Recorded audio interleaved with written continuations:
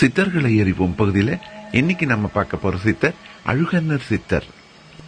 18 சித்தர்களில் ஒருவரான இவர் தமிழகத்தில் வாழ்ந்தவர். இவர் சித்தயோக புருஷர் என்றும் எப்பொழுதும் தியானத்தில் அமர்ந்திருப்பவர் என்றும் குறிப்புகள் கூறுகிறது. இவருடைய சீடர்கள் இவரை விட ஞானத்தில் உயர்ந்த நிலைக்கு வர வேண்டும் என்று விருப்பப்பட்டவர். நோயால் வருத்தப்படும் மக்களுக்கு தனது உடம்பையே மருந்தாக்கி குணப்படுத்தியவர். எளிமையான யோக முறைகளை இந்த உலகுக்கு கொடுத்தவர் அழுகன்னர் சித்தர் என்றே கூறலாம். பிறந்த மாதம் வைகாசி, நட்சத்திரம் விசாகம், ஜீவசமாதி அடைந்த இடம் அருள்மிகு நீலாயதாட்சி அம்மன் உடனுரை, காயாரோகண சுவாமி திருக்கோவில், நாகப்பட்டினம்.